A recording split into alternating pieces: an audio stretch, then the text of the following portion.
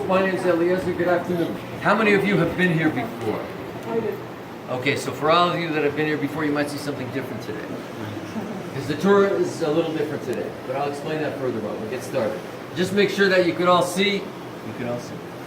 Just make sure those of you in back could see the topographical model here, because I'll be using this as well as the screen. Okay, so we'll start a little bit with the topography. What's here? This is not all of Jerusalem. Basically, this is the outline of the Temple Mount that we have today. The center of Mount Moriah, which I'll be talking about in just a minute.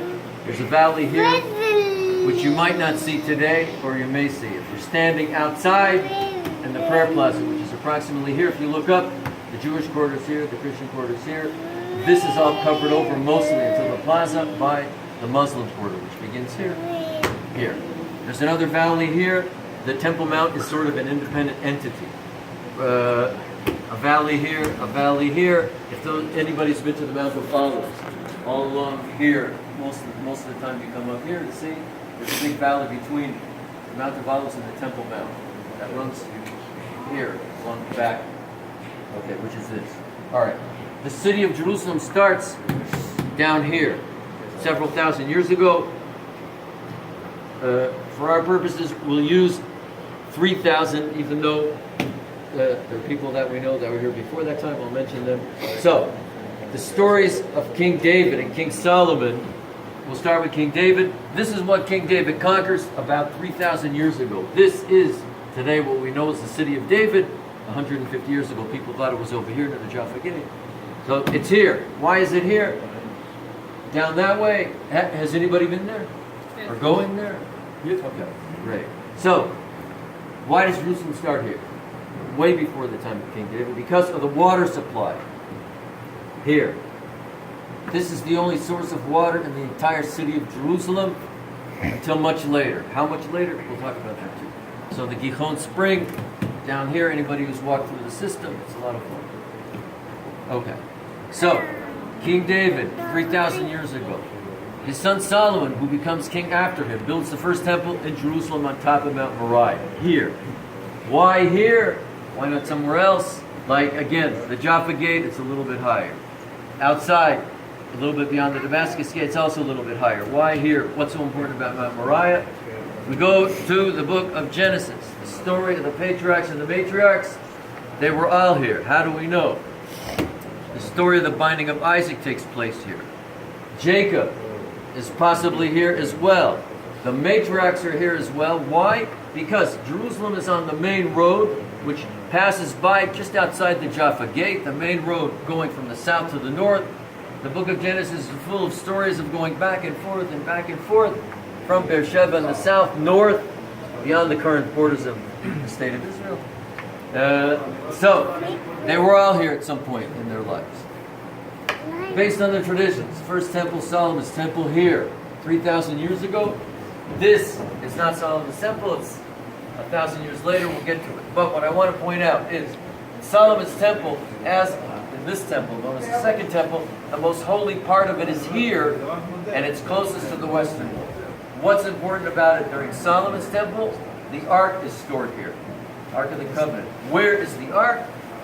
According to the Talmud, the Code of Jewish Law, the ark is placed inside this room on top of the place known as the foundation stone. Basically the foundation stone. Today, underneath the dome of the rock, foundation stone is the floor in the Holy of Holies. That's where the ark is placed in Solomon's temple. Solomon's temple is destroyed by the Babylonians who were invading from the north 2,600 years ago. Jews are exiled to Babylon. We know the story.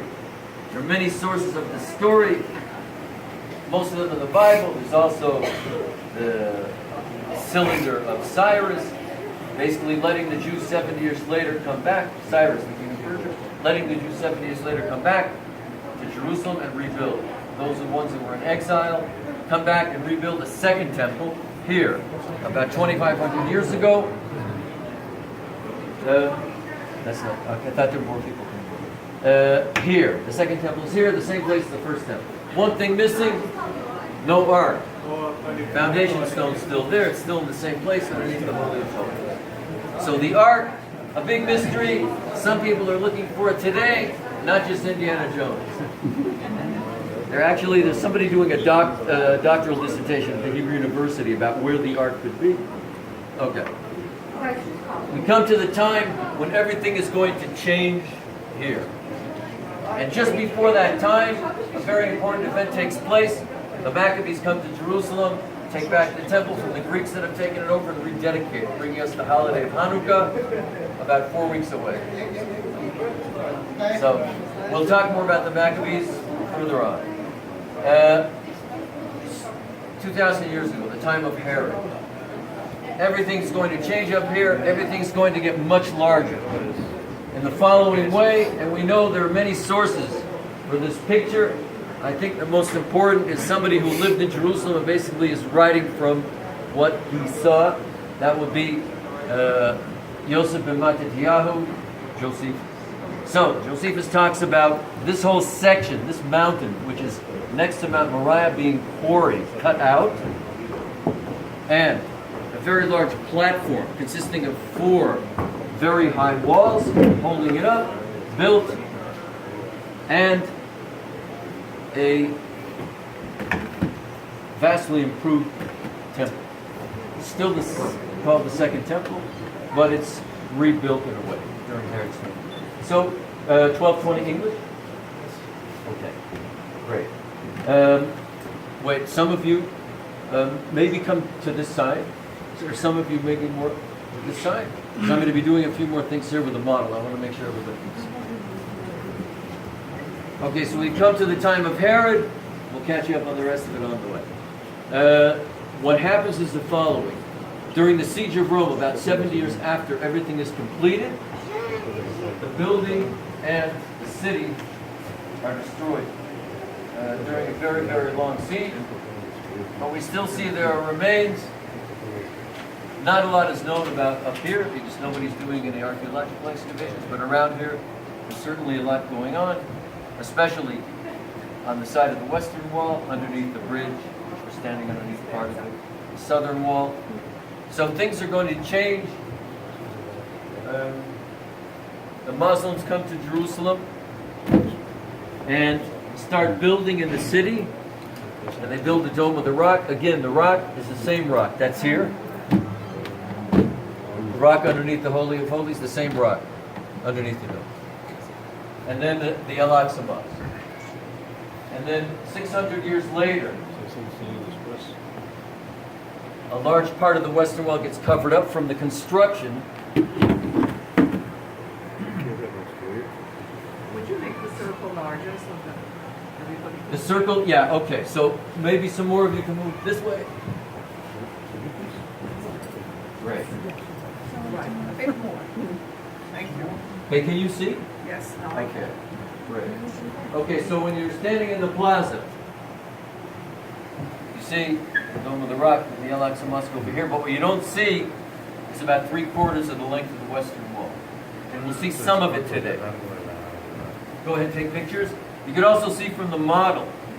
The model, today we're missing the upper part of the wall, and the construction basically here is covering over the wall. In some cases it's the back wall of some of the houses that are here.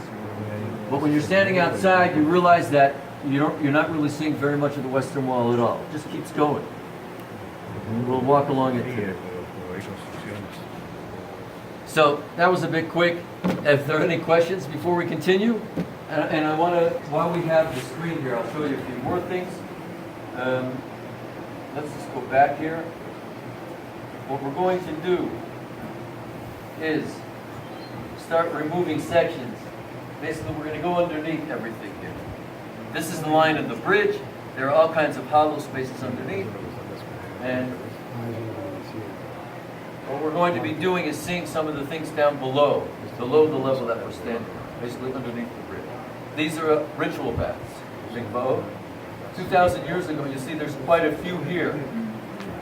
And there are several more as you go this direction and then into the Davidson Archaeological Park. If you has a chance to do that, there's lots of mikvah ritual baths. The thinking is that 2,000 years ago, anyone who wanted to go up to the temple only requirement to be able, let's take a look here. Okay. The only requirement to stand here in the outer courtyards, this courtyard, and just on the other side of the building here, this, everything inside here is reserved for the priests and the Levites who work in the temple, but people wanted to come and stand up here. And there are people from many religions at the time, not just of the Jewish faith.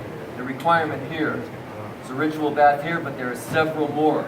As you go around here, you can see many of them today. Here, here, they're just not in the picture. And people coming 2,000 years ago, the staircase here, a lot of it's original here. And the idea of coming to Jerusalem on pilgrimage, there are thousands of people, there are many historical accounts of thousands of people coming, and many of them are entering through the gates. Today, this is a triple gate. These gates, you only see a little part of it, but you can see a closed triple gate and a single gate over here. But it's thought that this was the easiest way to come. People would be coming from down below here, below the city of David, and coming to stand before the Korban. Okay, so inside. So here's another thing. The entrance is to the east, and the building's facing east primarily because of the light. Light meaning daylight. It's important here. The interior is lit, but the important thing is many of the rituals are taking place outside. The sacrifice is just outside here. We can't see the altar, but it's there. That's why it's facing east, but the direction of the rituals, they all face towards here, the Holy of Holies. When people are praying, no matter where they are in the world, they're always facing either towards Jerusalem. Once they're in Jerusalem, let's just turn this around again. Once they're in Jerusalem, they're facing towards the western wall. Why? Because here, they're facing towards this, which is the Holy of Holies. Everybody's facing this way. So when people are standing up here, 2,000 years ago, they're facing this way. And people over here are facing this way. And if you're in Iraq, Iran, you're facing west. You're facing this, basically facing this building. And if you're in En-Gedi or the Dead Sea, you're facing kind of northwest, like this way. It's facing Jerusalem. And if you're in the north of the country, you're facing this way. You see ancient synagogues in the north of Israel, they're all facing south. Most of them. There's one exception. Are there any questions before we continue?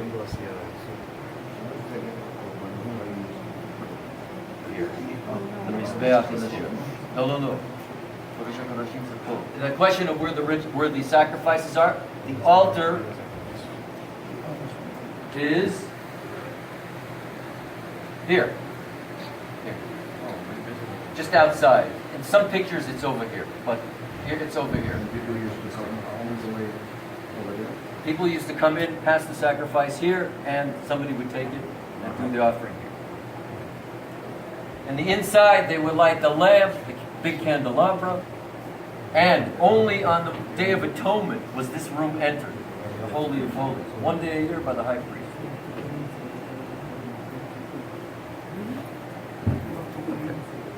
Anything else? Yeah. So basically, as we were approaching the western wall today, we're coming from this side of the right? Exactly. You are coming from, we'll use the model here. Like, put the temple back. Where's the temple? Yeah, you're coming from here. The Jewish quarter up here. Basically, where the plaza is, I don't have it's like here till this corner. Right here. So again, when people are praying, you're much closer than, say, if you were on the southern steps or somewhere else. It's very close. So and we'll get there. What we see from the western wall right now is the upper part of the western wall. Okay. There's another thing. We'll use this. What we see today, basically, when you're standing here, outside, the very bottom of the layers of stones is original from this period of time. Above, it does not look like this, because all of these stones, when the temple was destroyed and the city was destroyed, they were all knocked down. And I'll explain it a little more when we get there, because then you can see how they were able to do it. But this, we know this from one place that's still standing. It was built at the same time. The enclosure, the four walls around the cave of the patriarchs and the matriarchs, the city of Hebron, it has these columns, they stick out slightly.